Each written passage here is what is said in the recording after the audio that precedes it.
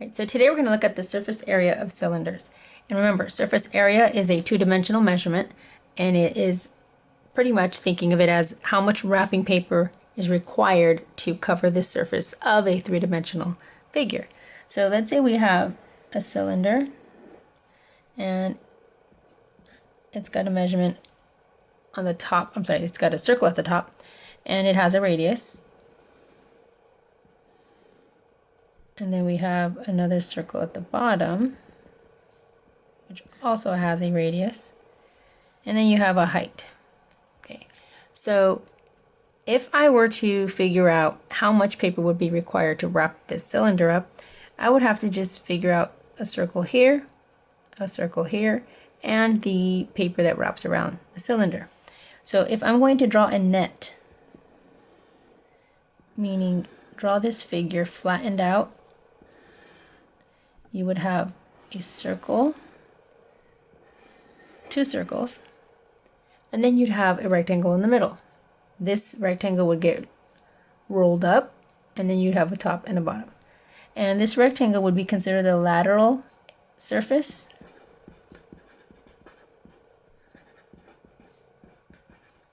Because it's the surface that's vertical or standing up and down. And again, you still have a radius on this circle and a radius on this circle.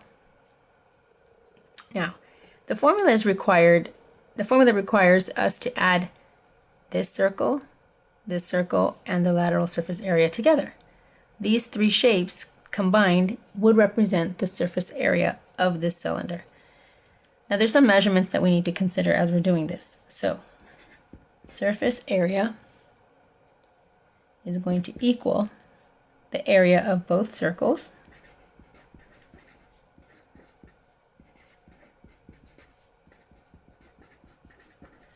plus the area of this lateral surface.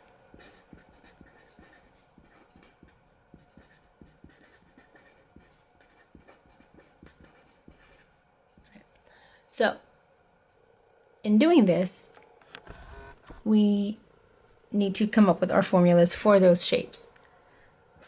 So surface area equals.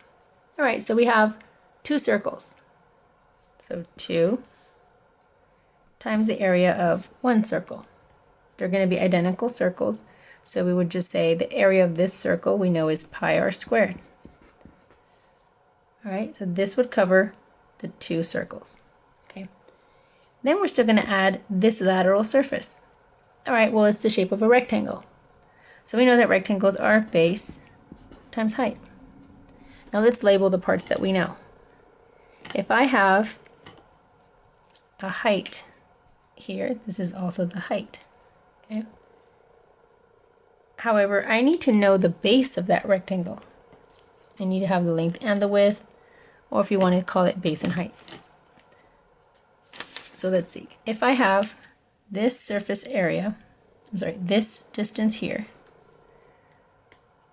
that same distance is going to be the distance that will wrap around this circle. Okay, so if you take this paper, you roll it up, it will be the same distance that's going to be end up wrapping around the circle. So if I know that the distance around a circle, which is circumference, is equal to 2 pi r, then that's the same distance as the base of that rectangle. Okay, so both of them are going to have that same formula. So let's plug that in. I'll just rewrite what I have. Surface area of a cylinder is two circles, area of two circles, plus the base and height of the rectangle, lateral surface. Base, which we know is going to be pi r, 2 pi r, because that's the circumference, which is the same as this. And now I just need my height, h. Okay, so to make things simpler, surface area equals 2 pi r squared plus 2 pi r h. And you can put the multiplications in if you'd like. And that's the formula for surface area of a cylinder. So now we're going to use it. All right, let me highlight it.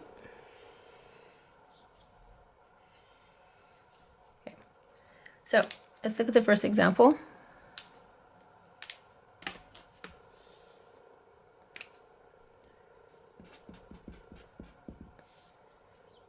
Find the surface area.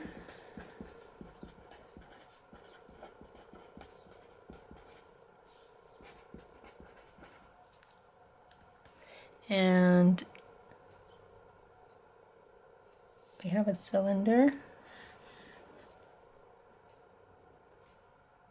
Radius is 4 millimeters. Height is 3 millimeters.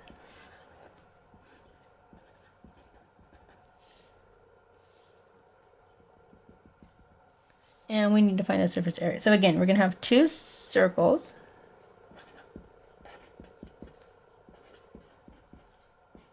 Radius squared. This is the radius I'm going to be plugging in. Plus 2 pi RH. So 2 pi r and h.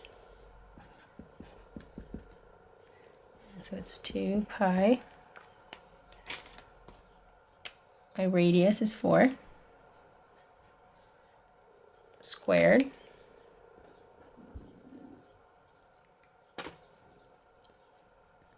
plus 2 pi, and then we got another radius of 4 and h, which is 3. I'll just put these in there. All right, so that's where I'm plugging in my information that I get from my figure. And now doing all the math, we get surface area equals, that's 16, 4 times 4 is 16, times 2 makes 32 pi. And now I have 12 here, times 2, that's 24 pi. 12, and then an extra 2. So surface area equals a total of 56 pi. I like to leave pi to the very end, and then I'll just compute it one time. So surface area is equal to approximately, since pi is an estimate, 175.8 millimeters squared. There you go. All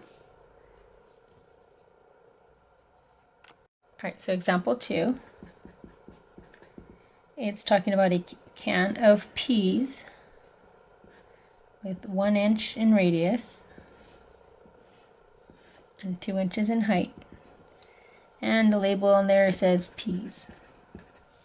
So the question is, how much paper is used for the label?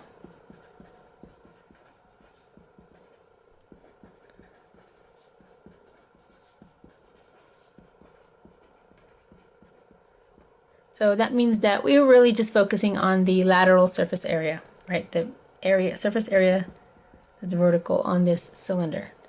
And so that means that we have, well, let's look at the label. If we peel it off the can, it'll be a rectangle. And the rectangle would be 2 inches high. But the base, remember, it's going to be the distance that wraps around this circle at the bottom. So that's going to be 2 pi r.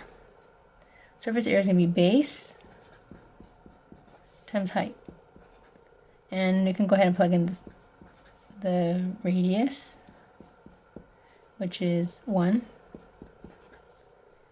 So that's 2 pi times 2, which is equal to 4 pi.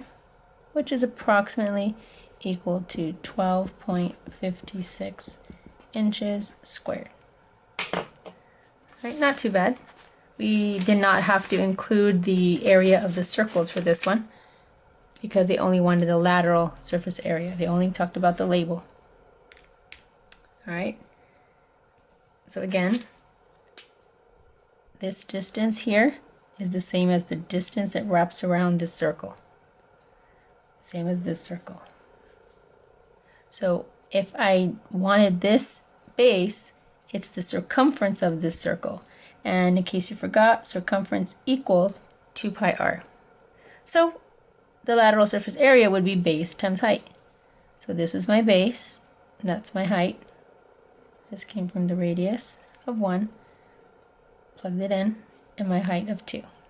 Okay, so example 3 is telling us that if we earn 1 cent for recycling the can in example 2, and I went ahead and I drew it here, if the recycling payout is proportional to the surface area, how much will you earn for the can of tomatoes?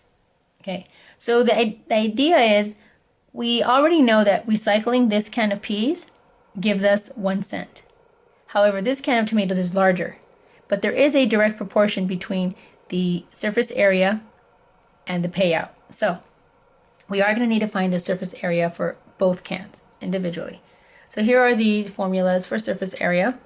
Remember, it's 2 circles, top and bottom, and then this is that rectangle that wraps around, and the rectangle has a base which actually ends up being the circumference because it wraps around. That's 2 pi r, and then the height would be h. So the same for both. All right, so let's go ahead and plug in what we know. We know that the radius is 2. So we're going to have 2 pi r times 2 squared plus 2 pi r, which is 2, times the height, which was 5.5. Okay, and same thing for this one. We're going to have 2 pi, this time r squared is 1 squared. The radius for this circle is 1, plus 2 pi, and then r again is 1, and the height is 2. And calculating this all out, we get 2 pi times 4 plus 2 pi times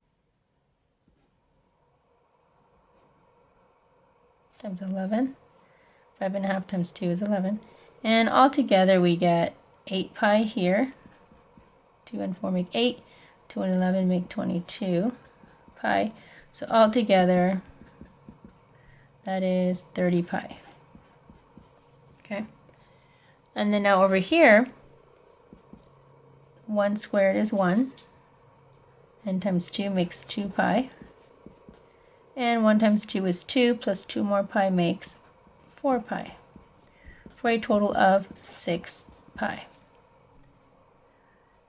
Now, I know that 6 pi, we got 1 cent for recycling 6 pi inches squared of aluminum. So if I'm earning 1 cent for recycling 6 pi inches squared of aluminum, well, if I go to recycle 30 pi inches squared of aluminum, how many cents can I expect? I'm actually recycling 5 times this amount. So if this is giving me 1 cent, we can expect to get 5 cents for this one. Or you can also set up a proportion. It's not so obvious to you. And the proportion would look like this. 6 pi inches squared gets me 1 cent. Then 30 pi inches squared would give me how many cents? Okay, so you can always do this with proportions.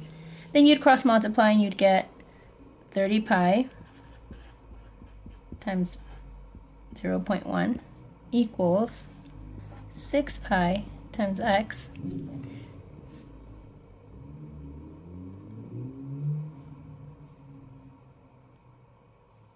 And now to solve this, we're going to divide by 6 pi to get x by itself. So x is all alone. 30 pi divided by 6 pi, the pi's cancel, it's an invisible 1. And then you just end up with 5 times 0.1, which gives us 5 cents. So we can expect 5 cents for recycling this can of tomatoes. All right.